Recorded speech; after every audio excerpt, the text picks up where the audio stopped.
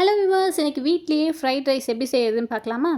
இன்றைக்கி veg fried rice தான் செய்ய போகிறோம். ஃப்ரைட் ரைஸ் செய்யறதுக்கு ஒரு ஸ்வீட் கார்ன் எடுத்திருக்கேன். அதுக்கப்புறம் 3 கேரட், 4லேருந்து 5 பீஸ் அளவுக்கு பீன்ஸ் எடுத்திருக்கேன். ஒரு குடமிளகா நான் க்ரீன் கலரில் ஆட் பண்ணியிருக்கேன். உங்களுக்கு எந்த கலர் கிடைக்குதோ அந்த கலர் ஆட் பண்ணிக்கோங்க.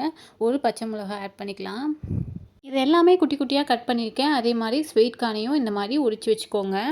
நெக்ஸ்ட்டு ஃப்ரைட் ரைஸ் செய்கிறதுக்கு ஒரு கடாயை அடுப்பில் வச்சுட்டு உங்களுக்கு தேவையான அளவுக்கு நெய் ஊற்றிக்கோங்க. நான் ஒரு 50 ml அளவுக்கு நெய் ஆட் பண்ணியிருக்கேன். ஆட் பண்ணதுக்கப்புறம் நம்ம எடுத்து வச்சிருந்த பச்சை மிளகா, கொஞ்சமாக கருவேப்பிலை, அப்புறம் நம்ம கட் பண்ணி வச்சுருந்த முட்டைக்கோஸ், கேரட், பீன்ஸ், அப்புறம் வந்துட்டு குடமிளகா, இது எல்லாத்தையும் இதிலே ஆட் பண்ணிவிட்டு நெய்யிலே தான் வணக்கணும். தண்ணியெல்லாம் ஆட் பண்ணக்கூடாது. நெய்யிலேயே நல்லா வணக்கி விடுங்க.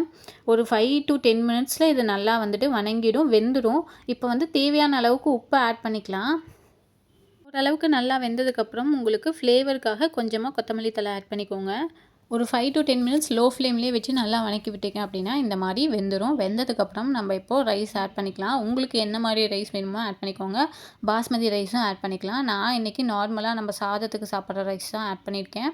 1.5 டம்ளர் அளவுக்கு நான் சாதம் வடித்து வச்சுருந்தேன். அந்த சாதத்தை இதில் ஆட் பண்ணிக்கலாம். ஆட் பண்ணிவிட்டு நல்லா வணக்கி விடுங்க. சாதத்தோடு அந்த காய் வந்துட்டு மிக்ஸ் ஆகிற அளவுக்கு நல்லா வணக்கி விடுங்க.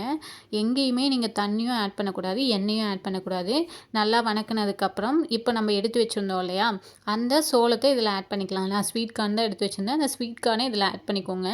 ஆட் பண்ணிவிட்டு ஒரு 5 மினிட்ஸ் நல்லா வணக்கி விட்டீங்க அப்படின்னா ஸ்வீட் கார்ன் வந்து ஆவிலேயே உங்களுக்கு நல்லா வெந்துடும். ஸோ இந்த அளவுக்கு நல்லா வணக்கி விடுங்க. நெக்ஸ்ட்டு கொஞ்சமாக பெப்பர் தூவிக்கலாம். உங்களுக்கு தேவையான அளவுக்கு பெப்பர் தூவிட்டு நல்லா வணக்கி விடுங்க.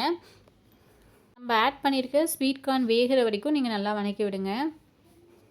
இந்த அளவுக்கு நல்லா வணக்கினதுக்கப்புறம் நீங்கள் வந்துட்டு ஸ்வீட் கார்ன்லாம் வெந்ததுக்கப்புறம் இறக்கிடுங்க. அவ்வளோதாங்க, ரொம்ப டேஸ்டியான ஃப்ரைட் ரைஸ் வீட்லேயே ரெடி. நீங்களும் ஒன்ஸ் இதை ட்ரை பண்ணி பார்த்துட்டு கமெண்ட் பண்ணுங்கள். உங்களுக்கு காரத்துக்கு வேணும்னா எக்ஸ்ட்ரா பச்சை மிளகா ஆட் பண்ணிக்கலாம்.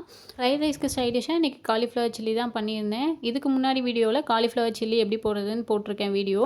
அது வேணும்னா ரெஃபர் பண்ணி பாருங்கள். இந்த வீடியோ உங்களுக்கு பிடிச்சிருந்தா லைக் அண்ட் ஷேர் பண்ணுங்கள். மறக்காமல் சப்ஸ்கிரைப் பண்ணிடுங்க. நெக்ஸ்ட் வீடியோவில் பார்க்கலாம். டடா.